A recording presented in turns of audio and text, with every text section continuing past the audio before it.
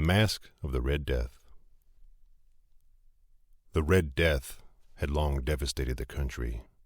No pestilence had ever been so fatal or so hideous. Blood was its avatar and its seal, the redness and the horror of blood.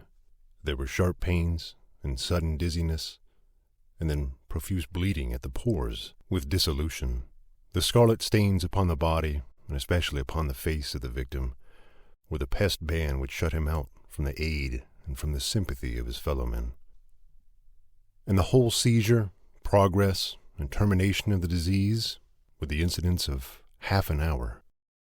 But the Prince Prospero was happy and dauntless and sagacious. When his dominions were half depopulated, he summoned to his presence 1,000 hale and light-hearted friends from among the knights and dames of his court, and with these retired to the deep seclusion of one of his castellated abbeys. This was an extensive and magnificent structure, the creation of the prince's own eccentric yet august taste. A strong and lofty wall girdled it in. The wall had gates of iron. The courtiers, having entered, brought furnaces and massy hammers and welded the bolts. They resolved to leave means neither of ingress nor egress to the sudden impulses of despair or of frenzy from within. The abbey was amply provisioned. With such precautions, the courtiers might bid defiance to contagion. The external world could take care of itself. In the meantime, it was folly to grieve or to think. The prince had provided all the appliances of pleasure. There were buffoons. There were improvisatori. There were ballet dancers. There were musicians. There was beauty. There was wine. All these in security were within. Without was the Red Death. It was toward the close of the 5th or 6th month of his seclusion, and while the pestilence raged most furiously abroad, that the Prince Prospero entertained his 1,000 friends at a masked ball of the most unusual magnificence. It was a voluptuous scene, that masquerade. But first, let me tell you of the rooms in which it was held. There were 7, an imperial suite.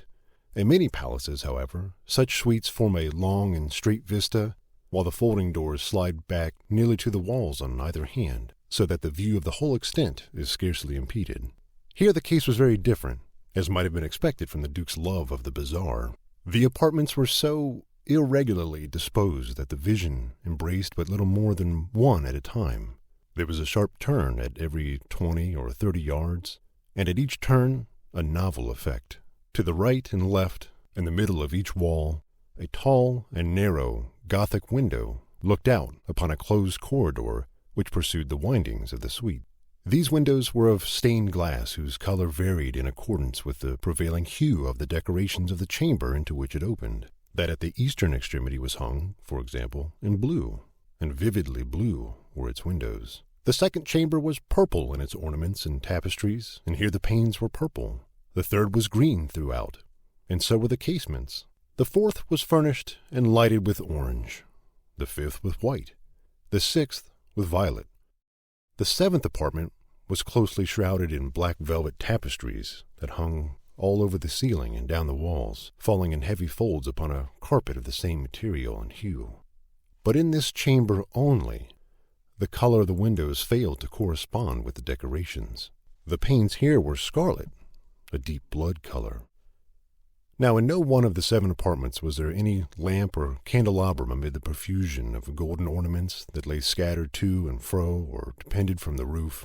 There was no light of any kind emanating from lamp or candle within the suite of chambers. But in the corridors that followed the suite, there stood, opposite to each window, a heavy tripod, bearing a brazier of fire that projected its rays through the tinted glass and so glaringly illumined the room.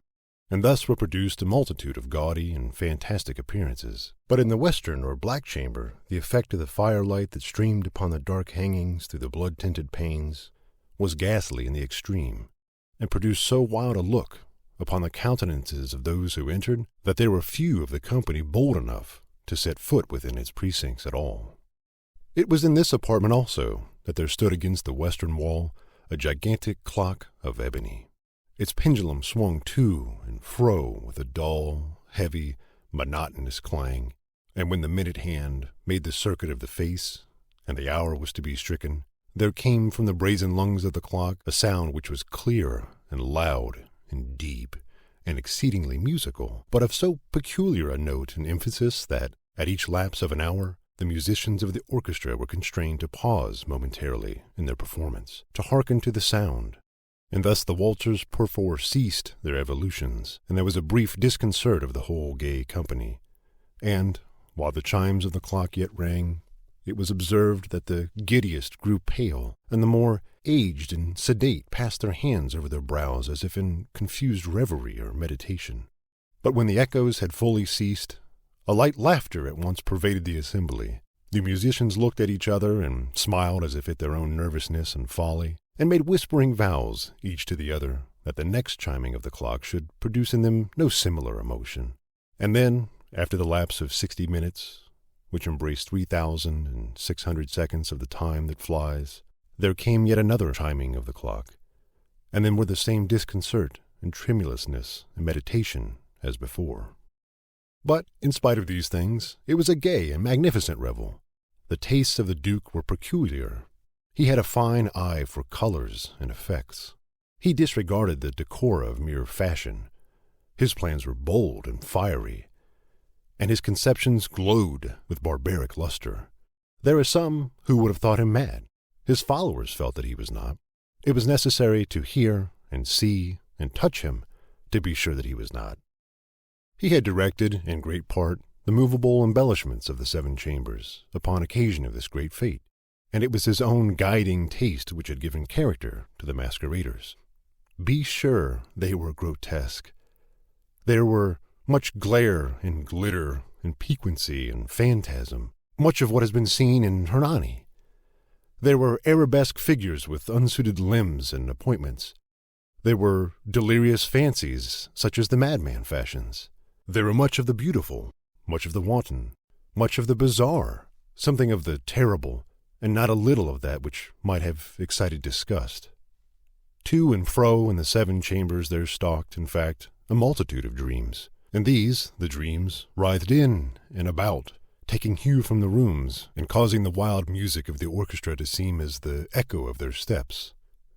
And anon there strikes the ebony clock which stands in the hall of the velvet, and then, for a moment, all is still, and all is silent, save the voice of the clock. The dreams are stiff frozen as they stand, but the echoes of the chime die away. They have endured but an instant, and a light, half-subdued laughter floats after them as they depart.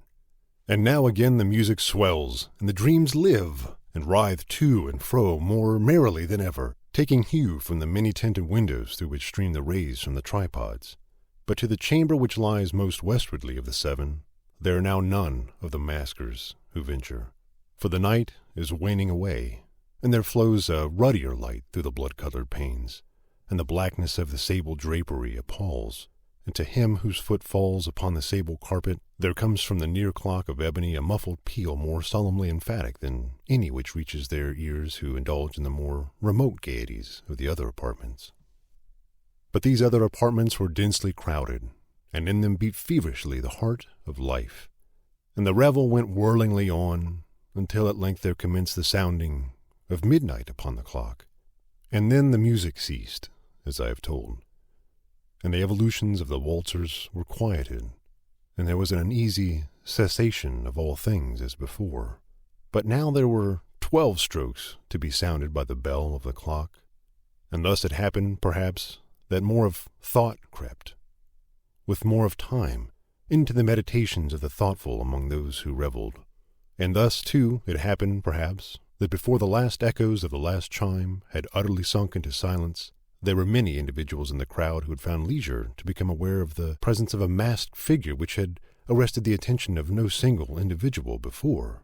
And the rumor of this new presence having spread itself whisperingly around, there arose at length from the whole company a buzz or murmur, expressive of disapprobation and surprise, then, finally, of terror, of horror, and of disgust. In an assembly of phantasms such as I have painted, it may well be supposed that no ordinary appearance could have excited such sensation. In truth, the masquerade license of the night was nearly unlimited, but the figure in question had out-Heroded Herod, and gone beyond the bounds of even the prince's indefinite decorum. There are chords in the hearts of the most reckless which cannot be touched without emotion. Even with the utterly lost, to whom life and death are equally jests, there are matters of which no jest can be made. The whole company, indeed, seemed now deeply to feel that in the costume and bearing of the stranger neither wit nor propriety existed. The figure was tall and gaunt, and shrouded from head to foot in the habiliments of the grave.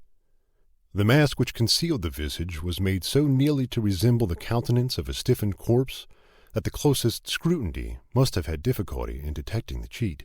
And yet all this might have been endured, if not approved, by the mad revelers around. But the mummer had gone so far as to assume the type of the Red Death.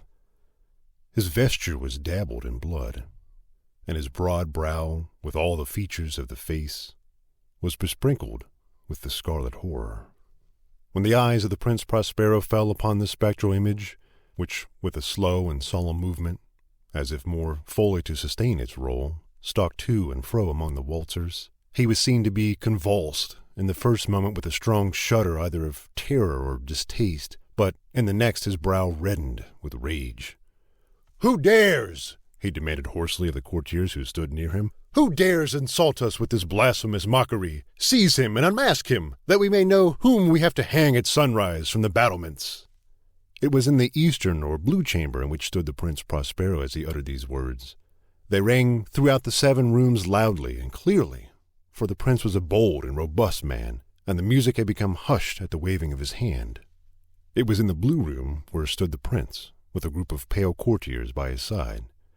At first, as he spoke, there was a slight rushing movement of this group in the direction of the intruder, who at the moment was also near at hand, and now, with deliberate and stately step, made closer approach to the speaker. But from a certain nameless awe with which the mad assumptions of the mummer had inspired the whole party, there were found none who put forth hand to seize him, so that, unimpeded, he passed within a yard of the prince's person, and, while the vast assembly, as if with one impulse, shrank from the centers of the rooms to the walls, he made his way uninterruptedly, but with the same solemn and measured step which had distinguished him from the first, through the blue chamber to the purple, through the purple to the green, through the green to the orange, through this again to the white, and even thence to the violet, ere a decided movement had been made to arrest him.